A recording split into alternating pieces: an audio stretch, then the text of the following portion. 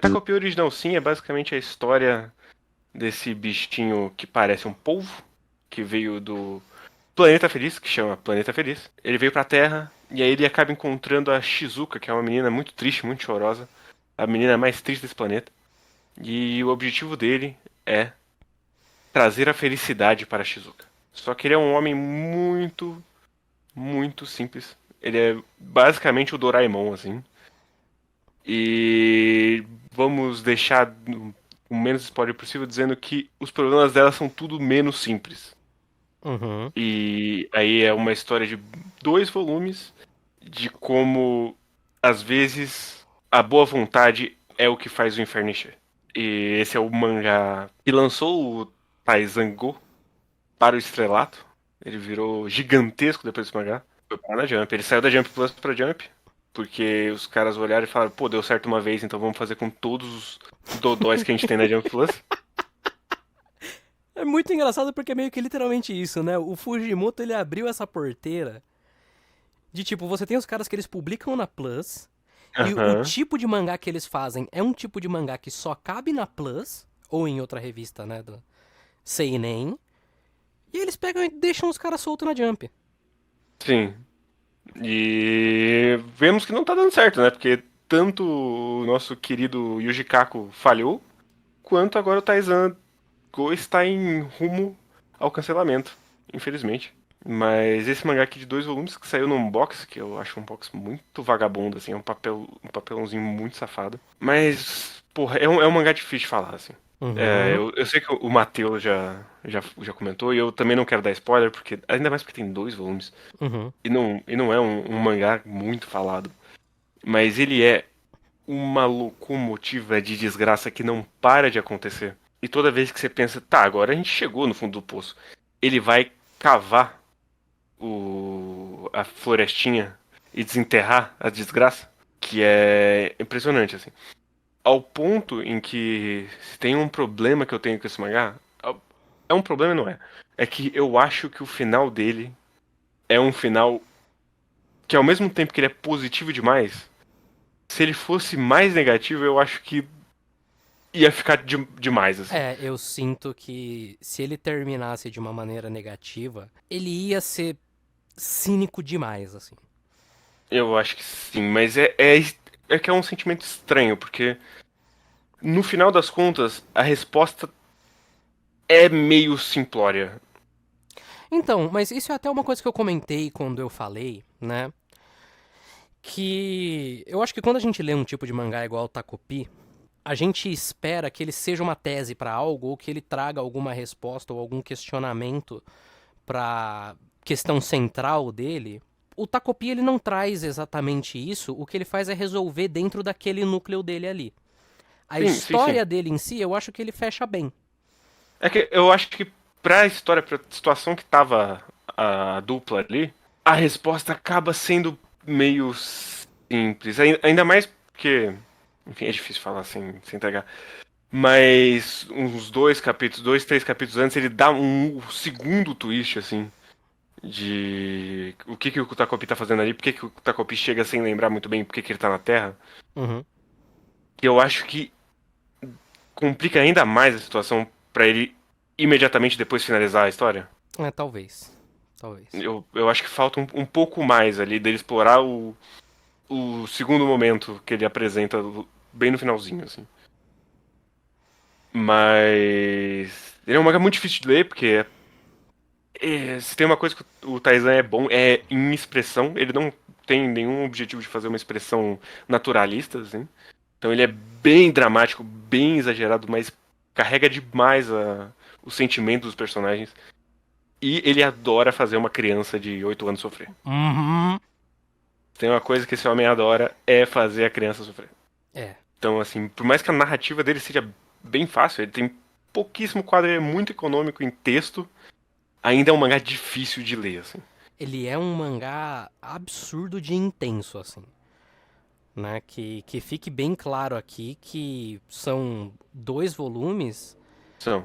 mas são 2 volumes que, assim, do começo ao fim você vai sentir cada página. Sim. E sei lá, pra quem for ler, aviso de gatilho, quais? Todos. Não Eu, todos. eu acho que é quase todos. É quase todos, né? É mais abuso mental, Sim. bullying Abuso físico, e abuso físico. sim. E suicídio também tem. Suicídio também. Mas muito bom. E eu não entendo porque. Eu não entendo muitas questões.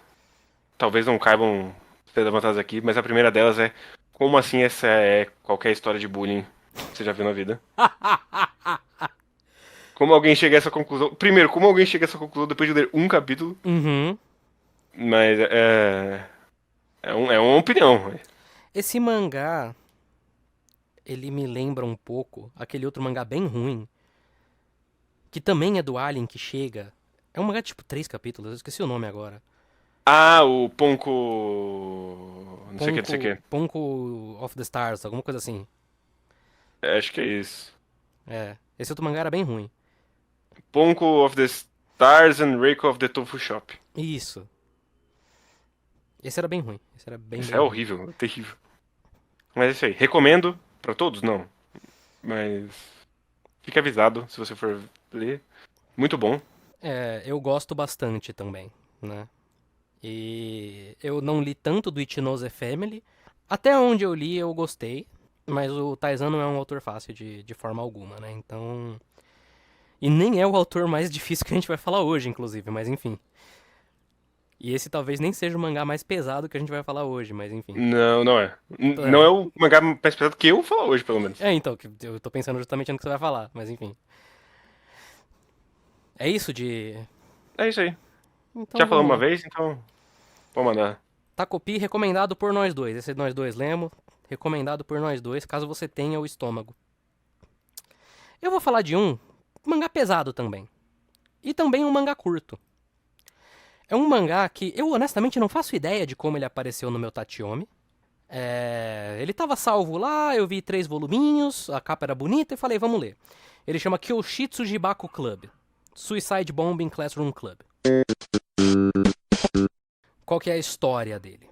Tem uma sala de aula, eles estão lá num dia normal, chega um menino, senta na carteira, o menino tava com uma bomba, explode a sala. Morre todo mundo, menos, se eu não me engano, 7 pessoas. Anos depois, essas 7 pessoas se reúnem e um dos caras fala, ó, o moleque ele não tava agindo sozinho.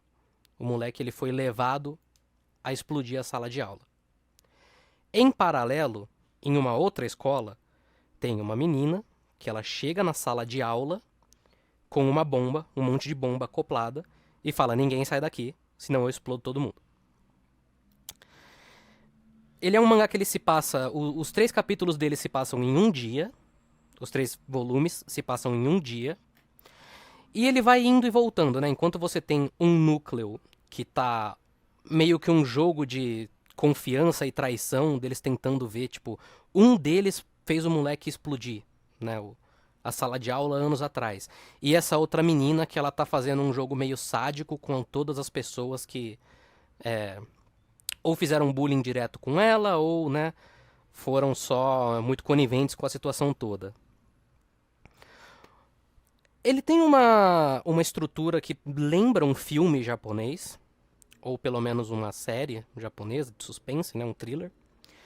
Porque, como eu disse, ele se passa todo em um dia e ele vai pulando entre um núcleo e outro. E ele é um mangá muito sobre colocar esses personagens em situações muito intensas. E ele é menos interessante depois que você termina do que enquanto você está lendo. Ele é um mangá que ele, enquanto você tá ali, você vai levando, né? Tem vários mistérios e ele é um mangá que ele vai perdendo muito a força conforme ele vai revelando os mistérios também. Qual que é a questão dele? Hum. Ele não é muito bom em termos de mangá, né? Tá. A arte dele é meio simples, ele tem um certo fetiche com sofrimento. Então, por exemplo, a menina que chega na escola com as bombas, ela sofria um bullying muito pesado por nada, né? Bullying você sofre por nada. Então, ele vai mostrar todo o bullying que ela sofreu, tudo. Ele se deleita nisso, né? Bullying que vai pra todos os lados, assim, né? Esse também é um mangá que trigger warning pra todo tipo de coisa. O núcleo dela, ainda assim, é mais interessante do que o outro núcleo. Porque enquanto o dela, pelo menos, tem um drive narrativo, o Uhum. outro, do nada, as pessoas começam a morrer, porque tem bombas na escola, porque a pessoa. Eles percebem que nenhum. Eles não sabem quem chamou eles ali. Né? E a pessoa chamou eles ali pra encerrar o serviço, matar todas as pessoas que estavam vivas anos atrás. Então, fica meio que um. Me lembra um pouco até o Enigma, nesse Sim. sentido, de um jogo da morte que vai acontecendo ali e eles vão tendo que sobreviver ao mesmo tempo que eles não sabem quem que eles podem confiar, que poderia ser muito interessante, mas é meio merda. Porque o autor ele não sabe, primeiro, diferenciar esses personagens entre si. Os personagens não têm exatamente personalidade, tirando o protagonista e a pessoa que é o assassino de fato. E são umas páginas meio feias de gente morrendo. Meio feia. E aí chega na questão principal desse mangá, porque esse é um mangá sobre bullying. Ele tá mais interessado em ser um thriller do que ser, novamente, uma discussão sobre bullying. Mas ele toca no assunto do bullying, ele toca na ferida, né? Ele quer dizer coisas. E é uma das discussões de bullying mais cegas e mais irresponsáveis que eu já vi em qualquer lugar, assim. Pra ser bem honesto, bem honesto. É um pouco absurdo e um pouco vergonhoso até. Como, por exemplo, os personagens eles param e aí eles começam a falar sobre bullying. E é um mangá cheio de discursinhos, o terceiro volume dele é cheio de discursinhos. Mas é um mangá que em momento nenhum parece considerar o lado da vítima. Ele considera num sentido de, é muito triste que essa menina, ela acoplou bombas nela porque ela sofria bullying. Mas ela tá fazendo isso com gente inocente. Então, meio que, né? Ela também tá errada nessa situação toda. O bullying não tem vencedores. Verdade. É no máximo que ele chega de ter um mínimo de olhar pra vítima é esse. De Entendi. resto, chega quase num nível, assim, eu não sei dizer. A impressão que fica, olhando esse mangá de um jeito positivo, dando o benefício da dúvida, é que ele chega a dizer: não faça bullying com as pessoas, porque você não sabe o que seu bullying pode causar. O seu bullying pode causar, por exemplo, um tiroteio em massa numa escola. Então não faça isso. E foda-se o que a vítima passa. Sim. O Sim, problema é o que pode acarretar pra você depois. sim. É meio que literalmente isso, assim, né? Ahn, eu acho Esse, que esse, esse mangá ele tem um cheiro muito grande de JBC no começo dos anos 10. ele tem pra caralho. Puta que me pariu, ele tem pra caralho. Um, quando ela publicava umas coisas tipo Prophecy, assim, Sim, sim, sim. Um Daubt. um Dalbit, ele tem. Ele tem, né? Ahn, não me lembra porque são parecidos, me lembra só porque realmente são mangás de mangás curtos de temática dark, mas por exemplo, eu não recomendo esse mangá pra ninguém. Se você se interessou minimamente por alguma coisa que eu disse aqui, eu recomendo muito mais o Suicide Club do Furuya, por exemplo, Isso é bom, que isso é é um bom. mangá muito, muito, muito melhor. Mas é assim, eu li. Enquanto eu li rápido. Eu li os 3 volumes numa só. Não recomendo pra ninguém. Mas foi uma leitura rápida que eu fiz. E quanto mais eu pensei nele, pior ele ficou. Então é isso de Suicide Bombing Classroom Club. Se puder, evite. Se puder, evite. Entendi. Não conhecia, não me interessou. Não recomendo, não. Eu não sei como que esse mangá foi parar no meu Tatiome. Eu acho que um dia eu tava procurando, tipo, tag psychological pra ver as Entendi, trecheiras que eu mano. achava. Aí eu achei essa trecheira. Atingi meu objetivo. Atingiu. Te satisfez? Ah, eu li no trem. Então meio que sim. Tá, então vamos pro primeiro dos que acabou depois de muito tempo. Vamos falar de Delicious in Dungeon. Grandíssimo. Basicamente é Delicious in Dungeon, ou Dungeon Mesh, para os mais íntimos. É um mangá em que 4 aventureiros vão entrar numa dungeon pra resgatar a irmão de um deles. É a irmã do Laios, que é esse. Ele é um guerreiro, né? Basicamente. Um cavaleiro. Um cavaleiro. E quando eles estavam se aventurando num dos níveis mais baixos da dungeon, a irmã dele, que é uma maga, acaba sendo comida por um dragão e teleporta eles pra longe. Só que ela era basicamente a única pessoa competente desse grupo. E aí agora eles vão precisar descer a dungeon sendo 4 inúteis pra tentar resgatar ela. E esse mangá ele saiu desde 2014, ele terminou em 15 de setembro de 2023, com 12 volumes. É o primeiro mangá da Kuihyoko. Mas qual que é a parada dele? A parada dele é que ele não é só um mangá de fantasia medieval, ele também é um mangá de culinária. Então, basicamente, como eles são uns fudidos, eles não têm nenhuma provisão descendo a dungeon. E aí a decisão mais sensata e inteligente é que eles vão comer os bichos da dungeon no sentido gastronômico pra sobreviver. Porra, que mangá fantástico. Era o meu mangá favorito em publicação até ele acabar. Infelizmente eu ainda não arrumei um substituto pra ele.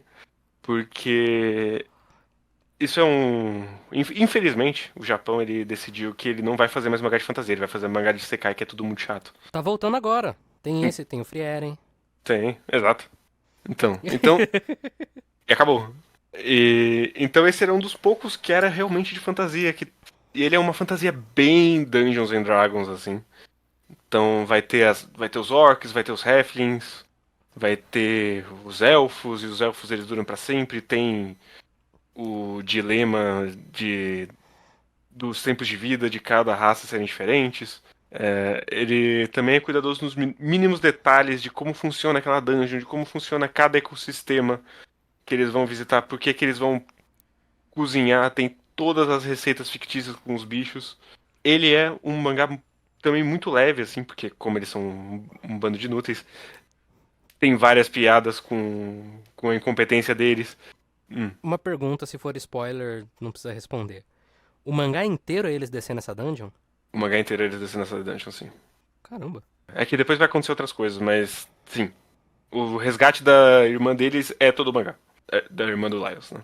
Ele vai acabar, como ele é um mangá sobre comida, ele vai acabar sendo também um mangá muito sobre humanidade, sobre sociedade, sobre cultura, porque porque essa dungeon ela é um lugar muito cosmopolita que vem, porque normalmente as raças ficam separadas, mas na dungeon, como tem muitos tesouros lá, a gente acaba tendo a inserção de várias raças. E como cada um deles lida com a comida, como cada um deles lida com a dungeon, como cada um deles lida com magia de maneira geral, porque não era uma coisa natural desse mundo. A gente vai descobrir que, qual é o fenômeno que forma as dungeons. Vão ter facções que querem acabar com as dungeons, vão ter facções que querem lucrar com as dungeons. Então ele é um mangá que ele tem um world building muito interessante, assim. Ele tem uma sociedade muito interessante. E ele tem uma mensagem final sobre viver a vida e o que passar pra frente, assim, muito bonita. Além dele ser absurdamente divertido. Todas as caras de todo mundo que olha e fala, pô, eu não vou comer esse bicho de 3 pernas todo nojento. E aí o Lyle está super feliz porque ele é viciado em monstros. O sonho dele, o sonho deste homem é se tornar um monstro, se possível. Então, pô, recomendo demais. Uma pena que acabou, espero que ela volte logo com outro mangá. E vai ter um anime que já é o anime do ano que vem. Com toda certeza. Do Estúdio Trigger com o Masaki Uasa. Masaki Uasa fazendo, né? Sim. Esse eu com certeza vou pegar pra ler em algum momento. Me interessa faz muito tempo, agora que acabou eu não tenho mais desculpa. E fico feliz que aparentemente ele acabou bem, né? Ele acabou maravilhoso. Maravilhoso. E Lyles é o Hard Furry, sim. Ele é. Eu vi gente comentando aí no chat que ele é comida com política. Ele é comida com política, sim. Certo. E ele é, às vezes, a ética da comida também. Ah, tá. De você talvez não comer um monstro. Sim. Entendi. Ele entra na comida igual tipo um torico, assim? Tipo, não, a gente corta aqui, porque aí essa parte do monstro faz isso aqui, não sei o quê. Entra, assim. Certo, certo, certo. Vou ler. Eu já tenho muito interesse em Dungeon Mesh há muito tempo. Eu li um outro mangá dela, que é uma coleção de one-shots, chama Seven Little Sons of the Dragon. Que o conceito da coletânea é várias histórias que se passam, entre muitas aspas, num mundo realista, só que se tivesse um elemento fantástico, né? Então Uhum. é tipo, é um moleque que ele vai pra escola normal, ele é um negócio normal, só que um dia ele encontra uma sereia.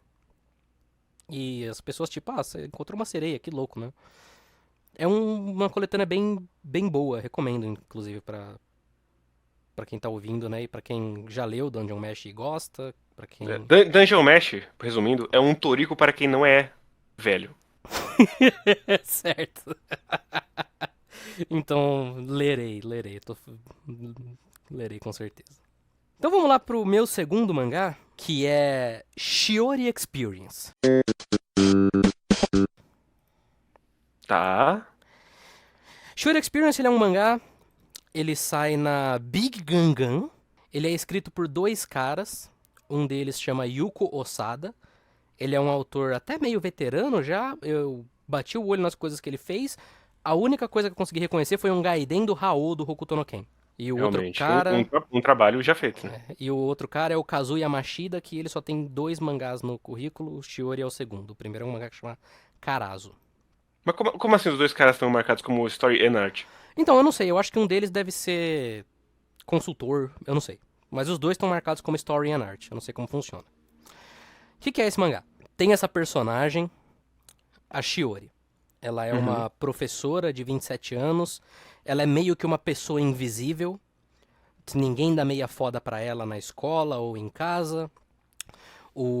A família dela é muito pobre, porque o irmão dela, há uns anos atrás, há tipo 10 anos atrás, pegou todo o dinheiro da família porque ele ia ser um músico foda em Tóquio.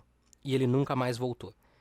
E aí o pai dela chegou e falou: eu não quero mais saber de música nessa casa, desse ambiente de droga. O que Uhum, pra ela uhum. foi um grande baque, porque ela tinha uma bandinha com as amigas na escola, né? E aí do nada ela teve que desistir do sonho dela pra para sustentar a família e porque o pai dela, né, é uma pessoa muito implacável nesse sentido, né? Ele odeia música, odeia música.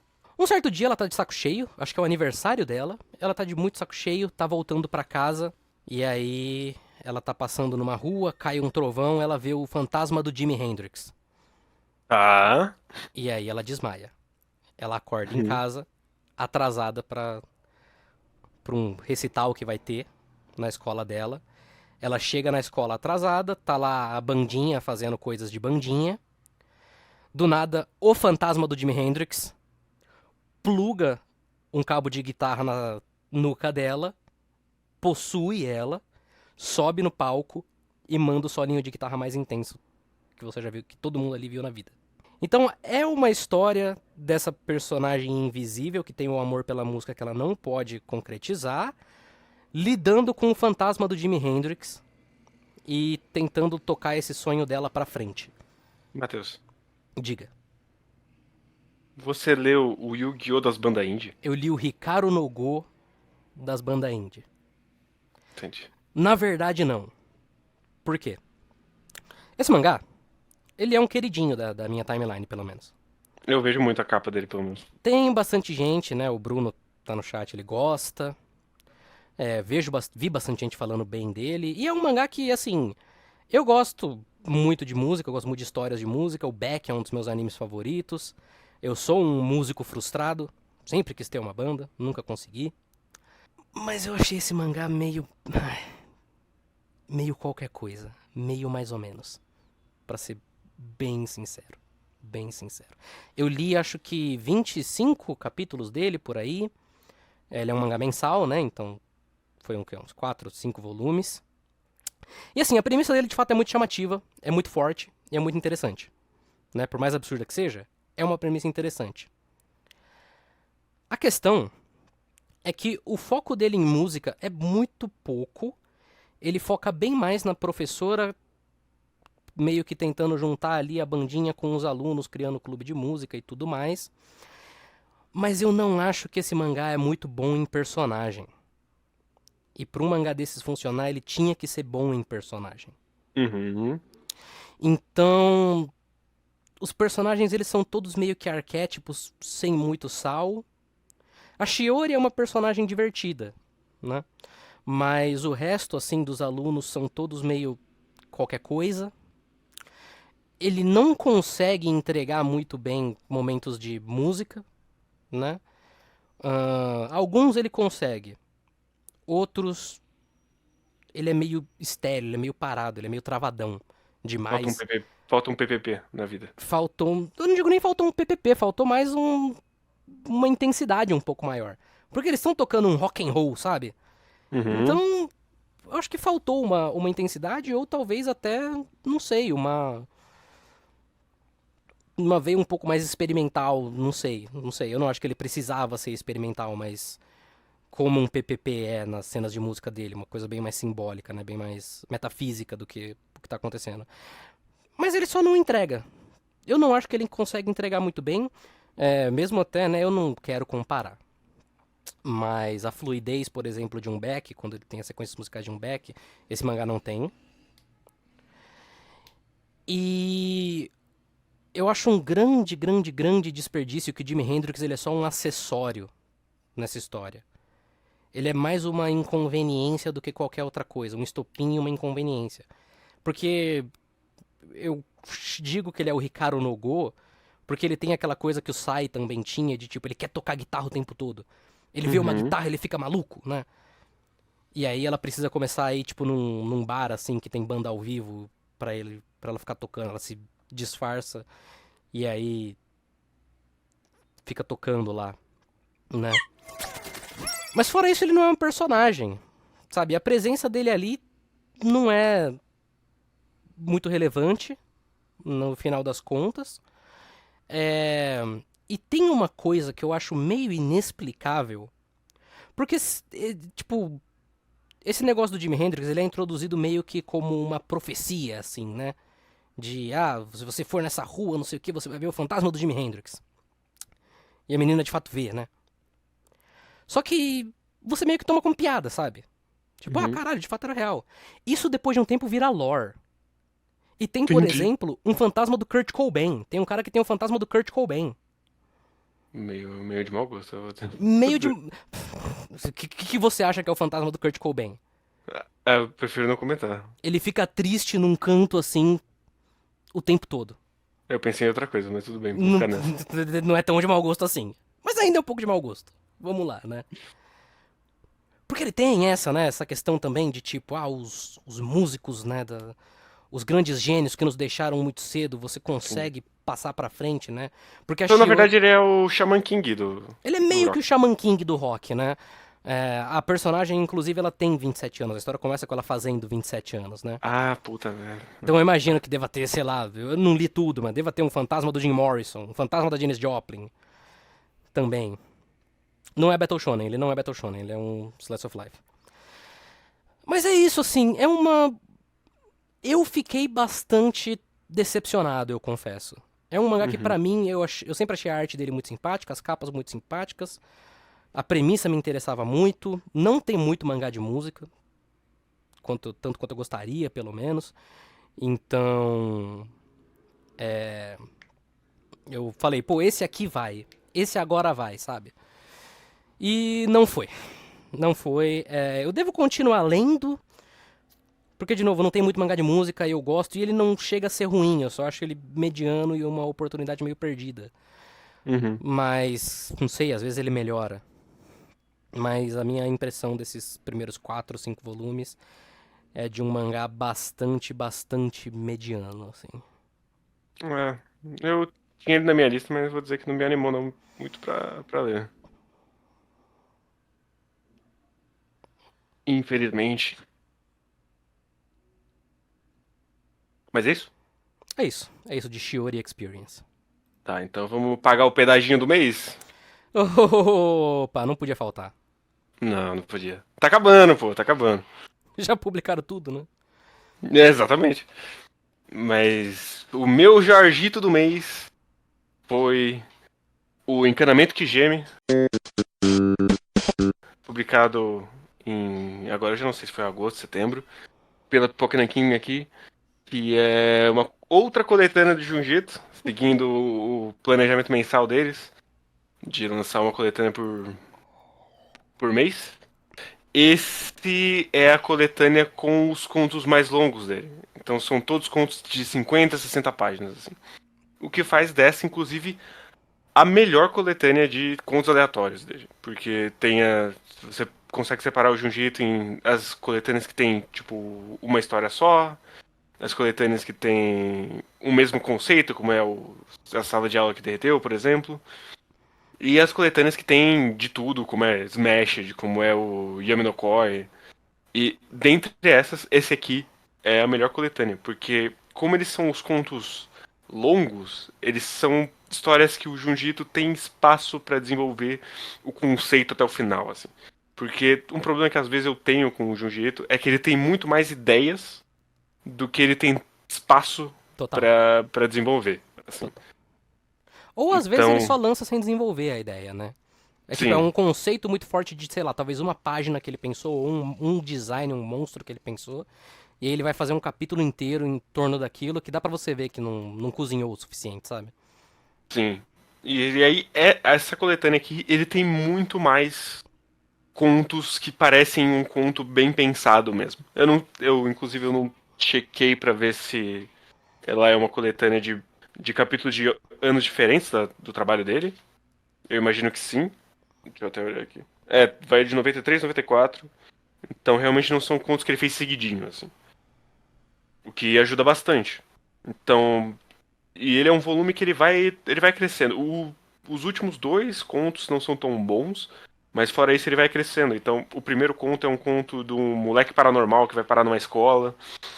E toda a parada dele é que ele é muito sortudo. Então ele tropeça no paranormalidade. E só que aí tem um problema, porque ele entra num clube de paranormal em que todo mundo só finge que é paranormal, mas não é paranormal de verdade. Aí começa toda uma questão de invejinha ali da galera, porque ele é o paranormal de verdade nesse grupo. E isso vai pra caminhos inexplicáveis e cu- cutulescos ao final do conto, assim. Aí o segundo é o Encantamento que Geme, que é absurdo, assim. É o que tá passando na tela aí. Mas basicamente tem esse moleque, que é um moleque muito feio, muito esquisito, muito oleoso, que ele gosta de uma menina, e essa menina não tem interesse nele. E aí a irmã dela fala, pô, vamos zoar com ele. E aí ela. Porque a mãe delas tem vício em limpeza. Então ela não pode ver nada sujo e o moleque é todo nojentão. Aí a irmã dela, muito inteligente, fala: Ah, vai lá em casa que minha irmã tá te esperando. E aí quando a mãe dela encontra o moleque, ela fica com nojo dele, xinga ele de tudo que é jeito. E aí depois disso, o encanamento da casa começa a ficar nojento. E a gente parte desse princípio pra outros momentos maravilhosos. Aí o próximo conto é um conto de vampirismo muito bom, que é o Frutos de Sangue. Aí depois, nessa coletânea que tem o Balões Enforcadores, que é o que todo mundo já viu a cena dos balãozinhos enforcando as pessoas. Uhum. Que basicamente a ideia do conto é que do nada começaram a aparecer esses balões que tem o seu rosto e o objetivo deles é te enforcar. Porra, esse conto é muito bom. Esse eu já li Assim. separado, assim. Sim. Aí depois tem o. Eu não sei se você já leu, que é o Mansão das Marionetes, que também é absurdo. Não me Tem lembro. uma família de. Uma família de titereiros, e eles são fudidos. Mas aí o pai ele tem uma filosofia que é que sempre tem alguém balançando os. Você também é um títere no final das contas, você também é um fantoche. E aí tem dois irmãos e um irmão assume essa filosofia e ele se dá muito bem na vida quando ele decide que ele não vai mais se mexer. Ele vai contratar pessoas pra controlar todos os movimentos dele. E ele vai virar um fantoche humano. Esse conto também é absurdo, assim. E depois disso tem O Monstro Cor de Carne, que é uma história de uma galera obcecada com beleza, que quer muito ficar bonito e aí ele vai desenvolver o que que essas pessoas enxergam por beleza. Então, assim, depois do último, que foi os primeiros contos do autor, que é um volume bem mais para se você realmente quer conhecer o Junji do que pra ler histórias boas, esse aqui é um que eu posso dizer que, pô, eu quero conhecer histórias do Junji Ito. Eu não quero conhecer uma história específica, eu quero conhecer trabalhos dele. Eu diria que da coleção do Pipoca Nanquim, esse aqui é o melhor pra você pegar pra fazer isso, assim. Você acha essa coletânea melhor do que a Sala de Aula que Derreteu? É que o Sala de Aula que derreteu, ele é um conceito só, né? Aí fica mais difícil, porque os contos nos conversam. Sim, Então eu não, eu diria mesmo assim que eu acho que sim. Porque eu acho que o Sala de Aula que derreteu, ele tem um começo muito forte, um final muito forte, mas o meio ali não é tão interessante. E esse aqui ele tem mais eu gosto tanto. contos individualmente que eu acho realmente muito bons, assim. Entendi, entendi. Mas eu preciso pegar essas coletâneas, dar uma lida nelas. Eu li muita coisa solta do Junji Ito. Alguns que estão aí eu li o do Titereiro e eu li o dos balões, né? Uma coisa que deve ser comentada, assim, o Junji Ito ele é muito engraçado. Sim. O Junji Ito ele é um absurdo de engraçado. Ele faz mangá de terror, mas os mangá dele são muito engraçados também. É porque é muito grotesco, não tem como. Então, sabe? Eu li o do moleque lá que fica com os pregos. O Soichi? O Soichi, Mestre das o Maldições? Mestre das Maldições Sim, Soichi. Que mangá engraçado. Puta que me pariu. sim, esse é bom. Grotesco, revoltante de tão filho da puta que o moleque é, mas muito engraçado. Mas não é isso do ralo que geme? É, o encanamento que geme. Encanamento que geme. Então vamos lá. Você comentou do Dungeon Mesh, o seu mangá favorito que acabou. Eu vou comentar do meu mangá favorito que acabou. Novamente, que é Insomniacs After School. Olha aí. Ele acabou agora mês passado, né? Mês passado Uhum. acabou os mangás, basicamente, né? Acabou, acabou. Três que a gente vai falar aqui acabaram, né? Então, e eram três dos melhores mangás em publicações, eu não sei o Shino ou Adachi, mas... Insomniacs After School. Eu já falei dele aqui. É a história desses dois personagens, a Magari e o Ganta. Os dois têm insônia, os dois se conectam a partir disso e eles decidem começar um clube de astronomia na escola, já que, né, se eles não conseguem dormir, eles pelo menos vão aproveitar a noite quieta, né? E aí, a partir daí, se desenvolve um relacionamento entre eles, né?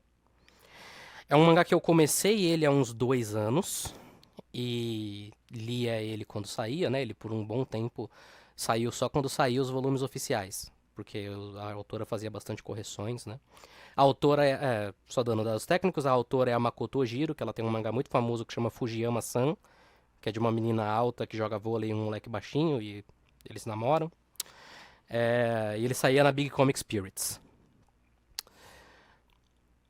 É, assim, também antes de mais nada, esse mangá ele teve um anime esse ano. O anime não pegou como eu imaginei que ele pegaria. Assim, eu nunca imaginei que ele fosse ser um sucesso, mas mesmo em bolhas que eu imaginei que as pessoas iam estar assistindo e falando dele, ele meio que passou batido. Eu não sei se é porque ele saiu na mesma temporada que, por exemplo, o Skip and Loafer e o Yamada-kun, que são Hong Kongs mais slice of lives e Hong Kongs mais tradicionais, né? Tipo, mais engraçadinhas, mais, enfim, menos entre muitas aspas, paradas ou contemplativas quanto Insomniacs After School. Mas eu recomendo vocês darem uma chance pra mim porque o anime também ficou bom.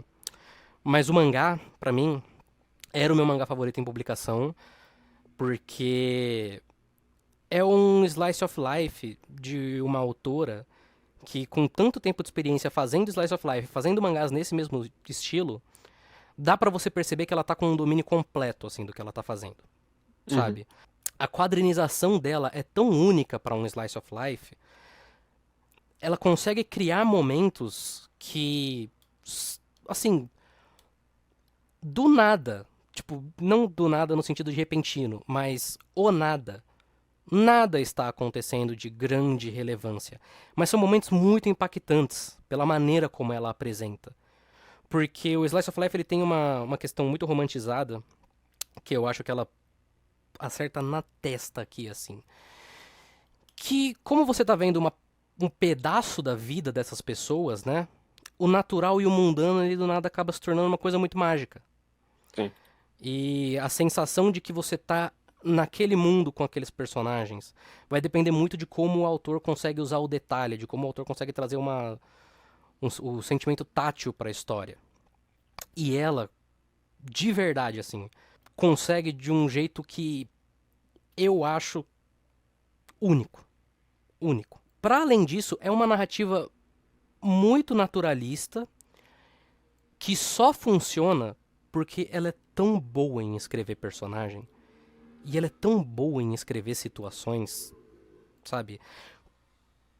É doido você ler um mangá que você percebe que cada pequena interação foi tão pensada. Não são interações complicadas, é o tipo de interação que em qualquer outro tipo de mangá o autor ele gasta talvez ali 10% do tempo dele pensando.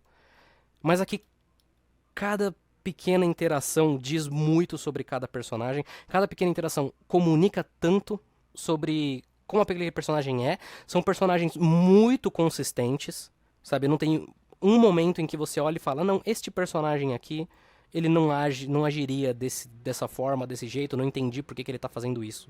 Assim, e é um elenco, eu não vou dizer relativamente grande, mas é um elenco um pouco cheinho que, por mais que eu não me lembre nomes desses personagens, por mais que eu talvez até nem me lembre muito bem o que eles são exatamente, mas eu me lembro de momentos, eu me lembro da personalidade deles, sabe? Não só os dois personagens principais, mas assim, grupo de amigos, sabe? O amigo do personagem principal é um personagem que eu acho muito bom, porque ele é um adolescente ultra comum. E quando eu digo adolescente ultra comum, não é a maneira como as pessoas pensam que adolescente comum é em anime e mangá, que é basicamente um predador sexual. Ele é um adolescente comum, sabe? Tipo, o personagem principal chega, conversa com ele responde meio normal, as pessoas chegam e falam, o personagem principal tá agindo meio estranho, o que você acha? Eu não sei, a gente não conversa muito sobre isso, a gente fica falando sobre outras coisas, sabe? Ele não é o Mineta, então. Ele não é o Mineta. Talvez o Mineta seja mais comum. Né? Enquanto as amigas da personagem principal, elas são todas, né, super afetuosas, super amorosas, porque isso é uma outra coisa desse mangá também, que é uma coisa que eu passei a valorizar muito e é uma coisa que eu particularmente sempre gosto quando um mangá exibe. Não tem um pingo de cinismo nesse mangá, não tem nada que não seja a mais pura empatia e honestidade para com essa história. Ela é uma história que você lê ela mais porque ela te fisga pro mesmo tom contemplativo, sereno e confortável, absolutamente confortável dela, do que pra você ver, por exemplo, um drama ou uma tragédia possivelmente acontecendo, né? Mas eu posso shippar os personagens? Você não precisa shippar os personagens, guerreiro. Vou dar 2 spoilers. 2 spoilers que, de verdade, não vão afetar a sua experiência. Não vão afetar a sua experiência. Esse mangá não é um mangá que dá pra você dar spoiler, por exemplo, mas enfim. Os dois personagens, eles chegam a namorar. Eles chegam a namorar no capítulo... No volume, sei lá, 6. O mangá tem 12. É um relacionamento adolescente daqueles que... Tipo, tá, a gente tá namorando e a gente se gosta muito. O que a gente faz daqui pra frente, sabe? O que é namorar quando você é adolescente? Eles são japoneses, então obviamente eles não vão transar. Mas assim, Uhum. como é que tá a relação de... Como é que tá a nossa relação agora, sabe? A gente se sente tão bem um perto do outro, mas namorar é só se sentir tão bem um perto do outro. E outra coisa que pra mim é sensacional. A menina, no capítulo, sei lá, no volume 3, alguma coisa assim, revela que ela tem um problema de coração, né? O motivo pelo qual ela tem insônia é porque ela não consegue dormir tranquila, pensando que talvez ela não acorde. E por muito tempo eu fiquei pensando, tá, isso aqui vai ser tipo a história desse moleque que ele não tem muita vontade de viver, ele não sente muita vontade de viver porque ele tem um trauma, e ele vai conhecer essa menina, ela vai mudar a vida dele e ela vai morrer e aí ele vai passar a aproveitar a vida, aprender o valor da vida. Eu fiquei com um pouco de medo, né, dele ser meio que um Shigatsu, digamos. Uhum, uhum. Mas ele não é. O mais genial pra mim é que eles começam a ter esse relacionamento e aí a questão fica. A menina, ela começa a se preocupar pelo fato de que agora tem uma pessoa, mais uma pessoa nesse mundo que se importa muito com ela e que se ela morrer, vai ser mais uma pessoa que ela vai ter meio que causado um trauma em cima. Porque ela já sente isso da irmã, da mãe, de uma tia dela e agora o menino. Enquanto que o menino ele toma pra ele uma responsabilidade muito grande de tipo, não, eu preciso fazer tudo por ela. Porque ela não consegue, ela tem a mãe super protetora, mas acima de tudo, ela tem essa doença, então, assim, eu preciso que como ela não sabe quando ela vai morrer, todos os momentos com ela a partir de agora sejam ultra especiais. E isso meio que acaba entrando na cabeça dele. E o relacionamento dos dois tem um momento que perguntam, né? Tipo, ah, como é que tá a relação de vocês? Ele fala, ah, tá um pouco mais tranquilo, porque eu não preciso me preocupar nada. Eu não preciso me preocupar mais com, né, tensão entre nós ou esse tipo de coisa. E ela fala, as coisas estão um pouco mais complicadas pra mim agora, né? Porque agora eu preciso me preocupar com muito mais coisa. Como eu disse, não é um mangá cínico. Ele é um mangá honesto, muito honesto, sabe? E você vê o relacionamento desses dois progredindo e o relacionamento deles entre eles, o relacionamento deles com as pessoas ao redor, sabe? É um mangá que quando você tá dentro dele, assim, ele é um, um sentimento muito bom. Muito bom. Inteira, uma autora ultra inteligente, uma autora muito talentosa em fazer quadrinhos, em escrever, em fazer personagens e em transmitir uma sensação de que você tá olhando pela janela e vendo pessoas na sua rua, sabe? Você tá vendo elas muito de Uhum. perto e você tá acompanhando a vida delas. Mas são pessoas que você conheceria. Eu fico muito tentado. Ele acabou bem recentemente, eu terminei de ler ele semana passada. Eu só não digo neste momento que é o meu slice of life favorito e que é a melhor relação entre dois personagens que eu já vi, porque eu não quero ser hiperbólico. Eu quero ver como esse mangá cresce em mim. Eu tenho muita suspeita de que ele vai crescer muito bem. Muito, muito bem. Mas por enquanto eu só vou deixar aqui a minha mais absoluta recomendação de Insomniacs After School. Um mangá que há 2 anos eu tô perdidamente apaixonado por ele. E agora que ele acabou, eu tô bem triste e bem desolado, né? Eu não sei se tem scan BR desse mangá, mas ele tá saindo pela Panini, pelo Tá título saindo pra Bahia. Insones Caçando Estrelas depois da aula, eu acho. Eu tô, inclusive, esperando eu terminar de sair, porque Dona Helena compra, e aí eu vou ler de uma vez. Eu acho que você vai gostar muito. Talvez você não se apaixone por ele como eu me apaixonei, mas eu acho que você vai gostar muito. A Helena vai amar. Provavelmente. Esse mangá tem muito cara dela, assim. Ela vai amar. E como eu disse, saiu um anime. Quem quiser ver pelo anime, eu recomendo. O anime tá muito bom. Eu acho o mangá melhor que o anime. Mas o anime tá muito bom. E é isso. Eu. Fica aqui. Se vocês tirarem alguma coisa de qualquer recomendação minha que eu já fiz na minha vida, eu espero que seja Insomniacs After School, porque é um mangá que merece. Merece muito. Vamos Peraí, manter peraí. o alto astral? Vamos falar de amor, Matheus? Vamos falar de amor, vamos falar de conforto, Porra. vamos falar de daquilo que a gente gosta. Vamos falar de Blood of the Track. Mais recente finalizado mangá do nosso queridíssimo Tsutoshimi. E esse é um mangá que eu não tenho como ter uma visão imparcial. Eu leio esse mangá desde 2017. Eu li todos os 153 capítulos dele enquanto eles saíam. E se você já pegou algum mangá do Oshimi vida na mão, você ou acompanhou, especialmente acompanhou o mangá do Oshimi, você sabe que existem dois mangás dentro de um mangá do Oshimi, que é o mangá que você acompanha e o mangá que você lê de uma vez, que são O, experiências completamente diferentes. o que é bizarro, porque o um mangá do Oshimi que eu acompanhei, que é o Happiness, é um mangá que ele tem, mas é um mangá que do nada ele acabou, né? Uhum. Então, quando anunciaram Happiness vai acabar, eu, eita porra, como assim? E pra quem não conhece, Trail, Trail of Blood ou Blood on the Tracks, depende do onde você vai pegar, o nome oficial é Blood on the Tracks. É a história desse menino, que é o Sabe Seiichi, que ele tem uma mãe que ama ele muito, que é a Osabe Seiko. E ela mima o menino, ela adora o menino, e eventualmente acontece um acidente numa viagem familiar e vai mudar a estrutura dessa família. E, como eu disse, eu não tenho uma experiência normal com esse mangá. Então, eu lembro de um ano que era a gente tentando entender por que esse mangá chamava Blood on the Tracks. Porque ele começa muito normal e você não sabe por quê. E ele vai passar 20 capítulos sem te contar por que esse mangá tem esse nome. E eu acho muito legal você descobrir conforme vai acontecendo.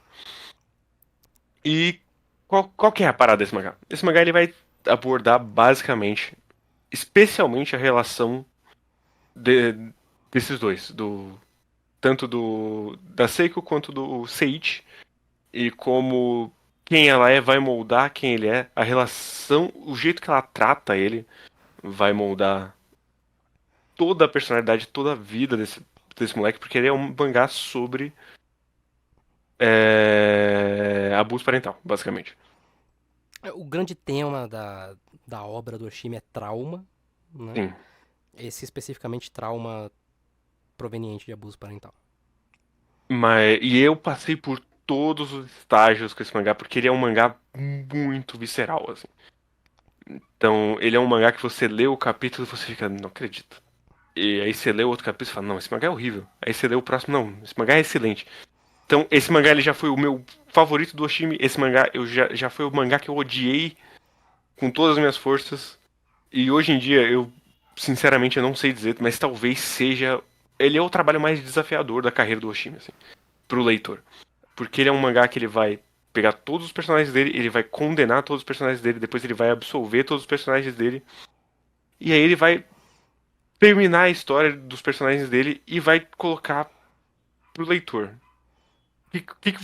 Você que lide com o que são essas pessoas são o que são, elas são essa coisa horrorosa, elas são essa coisa digna de pena, elas são essa pessoa, por vezes até realmente sublime. Elas são realmente personagens muito complicados de se lidar, assim. E especialmente complicados porque você, nesse mangá, tá preso o tempo todo na perspectiva do Seiichi, que é um moleque com muitos problemas, muitos transtornos de personalidade, assim. Não dá pra ter tanta certeza nem se ele consegue entender quem ele é além da mãe dele. Até a idade adulta, assim. Então, é muito difícil de entender o que é a mãe dele, o que ele tá projetando da mãe dele, o que que o que ele é pra ela, o que ela tá só projetando si mesma nele também. Então, ele é um mangá difícil de ler, como eu já disse. E ler ele semanal foi muito estranho porque ele caminha pra um clímax que depois ele vai quebrar e dar um time skip. Que esse é um mangá que eu acho que, especialmente quando você lendo o semanal, você sente o peso da estrutura do Oshimi. Que o Oshimi, desde a Konohana, ele estabeleceu pra ele que ele quer contar histórias de trauma e que depois ele vai lidar com o que sobrou das pessoas depois que o trauma aconteceu. E esse é o trauma mais pesado que o Oshimi lida. Mas também, quando você tá lendo, parece o momento mais formulaico. Parece que ele tá fazendo isso porque é isso que ele faz. Com o mangá finalizado, eu posso dizer que não. Ele realmente precisava desse pós. Ao mesmo tempo que ele é o mangá mais pessimista do Oshimi. Ele é um mangá que ele termina pior, assim. Porque Caralho. normalmente os mangás do Oshimi terminam com o personagem meio que conseguindo lidar com o trauma. Esse aqui não vai ter muito isso, assim. O estrago que a mãe dele fez na vida dele não é um estrago que ele consegue reparar até o final desse mangá. E você vai ter que meio que lidar com o fato de que é isso. Ele vai. Esse mangá ele termina num vazio, assim, de tipo. A que ponto uma pessoa pode levar a outra, basicamente. Eu li ele até mais ou menos quando deu o time skip, né? Naquela época em que a gente tava naquela de, ah não, ele vai terminar daqui a pouco. Ele fechou tudo, né? Ele vai terminar daqui a pouco. Aí deu o time skip e eu pausei. Estou juntando forças pra ler, porque, de fato, assim. O Oshimi. O Oshimi ele é um autor muito. Eu admiro muito a coragem dele. Uhum. Não só a coragem dele em escrever o tipo de histórias que ele escreve, mas também a coragem dele do quanto que ele descarrega nesses mangás, né? O quanto você lê e você sente que, assim, tem algo de muito pessoal aqui. Não que esses personagens sejam vetores dele, mas, assim, são sentimentos que ele tá transpassando de uma maneira muito transparente. E vem com seus problemas e vem com algumas coisas bem difíceis de lidar até, né? Sim. Mas. Porque esse mangá, assim, eu acompanhando de longe, ele era, assim, um pinball de opiniões, sabe? Ele. Todas as opiniões possíveis, eu já vi alguém proferindo sobre esse mangá, e como você bem falou, 2, 3 semanas depois, a opinião exato oposto. Porque o Oshimi, ele é um contador de histórias bem único, né? E eu sinto que esse, do que eu li, pelo menos, é o mangá mais Shuzo Oshimi que tem. Sim, sim. Talvez até por isso seja o mais desafiador, né? Mas é uma leitura que... O Oshimi, ele tá naquele limiar, assim, de que... Se você descreve um mangá do Oshimi pra uma pessoa, ela não vai entender por que, que o mangá é tão difícil. Não. Sim. Se ela lê e ela perceber que o que o Oshimi tá tratando são coisas tão reais e tão, assim, palpáveis, tão... A história desse mangá, por exemplo, é uma história que poderia acontecer, né? Uhum. Assim, se a gente trouxer pra um plano de realidade, não que seja, né, um indicativo de qualidade, mas enfim, são coisas muito humanas. Então, é, é bastante difícil. Ao E mesmo, assim. diga, Pode falar. ao mesmo tempo, eu acho que não tem ninguém fazendo mangá igual ele, Não. e a arte dele nesse mangá, pra mim, É o tá pico. Pra mim é o pico dele, o, até hoje. o melhor, o que é de se esperar, né? Mas é, assim, absurda, absurda. Sim. E assim, se tem uma coisa que não dá pra dizer é que você sai indiferente desse mangá. É impossível você sair indiferente desse mangá. Sim, Ele não é um mangá que você vai ler e vai esquecer. Com certeza, assim. sim. Eu vou ler em algum momento, né? Ao mesmo tempo, assim, o meu mangá favorito do Shimi ainda é o Akuno Hana, porque eu sinto que é o mangá que ele tá mais controlado. Ainda é um mangá absurdamente único e ainda é um mangá que ele tá colocando muito dele em si. Mas eu sinto que ele tá mais controlado. O Happiness, por exemplo, dos que eu li dele é o que eu menos gosto, justamente porque eu acho que ele tá colocando demais ali, né? Eu acho que ele tá sendo intenso demais. E o Blood on the Tracks, do que eu li, eu não consigo formular uma opinião também. Eu preciso sentar e reler do começo de uma vez. Mas, Mas eu diria, hoje em dia eu diria que eu acho que o Inside Mario é o meu favorito dele. né, que também é outro que ele tá bem contido, né? Sim. Mas assim, é bom que exista um Oshimi, né? Não, sim, É com certeza. bom que. É bom ler um mangá desses que te desafia tanto, né? Autores que te desafiam, no geral, eles são leituras que recompensam. Sim. Por E mais ele não que. vai, ele não vai te entregar o que você quer. Sim, Não importa o que você quer, não é o que ele vai te entregar. sim. Talvez, inclusive, por isso o final desse, especialmente o final desse, seja tão. Ele é bem amargo, assim, o final bem amargo. Eu confesso que eu não esperava ouvir que o final desse mangá é amargo. Eu não esperava que fosse um final feliz. Mas é porque ele dá uma virada, né? Ele dá uma virada na sua perspectiva. em dado Sim. momento. E aí você percebe que, tipo, não, a história que você tá vendo é muito afunilada. Existe muita coisa que a sua visão não tá pegando, né? E quando ele abre essa visão, eu imaginei que ele fosse pra um caminho que eu esperava, né? O que é um erro sempre, esperar que o Oshimi vá pro caminho que você acha que ele vai, mas enfim. Não estruturalmente falando, mas assim, tematicamente talvez. Uhum. Assim, pra tranquilizar, porque quando você passar o time skip, você vai estar no ponto mais baixo do personagem. Ele não vai terminar no ponto mais baixo dele. Uhum, Mas ele não vai terminar num ponto de subida, assim. Ele vai dar uma melhorada, mas. E aí ele vai falar, e aí acabou, não tem mais o que fazer. uhum. Esse é o que sobrou do Sage. E ele vai ter que lidar o resto da vida com o que sobrou. Não gosto desse tipo de autor porque parece que ele tá me chamando de burro o tempo todo. Primeiro, não. Victor King Mob, não.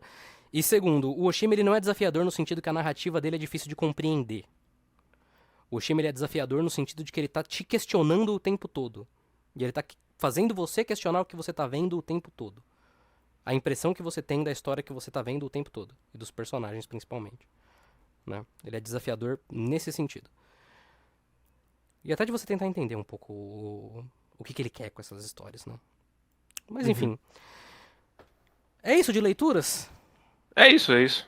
E mês que vem não tem mais porque acabou os mangás. Acabaram todos os mangás, menos Kagurabashi, mas Kagurabashi não acabou. É, assim, se não tivesse estreado um Kagurabashi, aí talvez acabasse os mangás. Agora vai vir uma nova leva aí do como que é o nome? Decade Dark Five. Isso. Então, aí vai vir uma nova leva de mangás Dark aí pra suprir. Comentários rápidos sobre o capítulo 4 de Kagurabachi, Hit. Guerreiro. Hit? Pô, eu achei muito foda. Eu achei muito da hora também. Puta Foi o merda. melhor capítulo. Foi, porra, muito. Não. O jeito como ele vai traçando o peixinho, puta merda. Porra. Agora é que eu sei que tem vários peixinhos ainda, um de cada cor. Ele tem uma carpa que explode. Porra, muito foda. Muito da hora. É uma carpa que pega o dano e joga de volta. Muito Muito bom. brabo. Muito bravo. Dito isso, Mama Yu Yu é muito melhor do que Kagurabashi. Ok. Mas então é isso de leituras do mês. Muito obrigado, pessoal. Mês que vem a gente volta com alguma coisa. Alguma previsão? Ah, tem Jiu-Jitsu, né?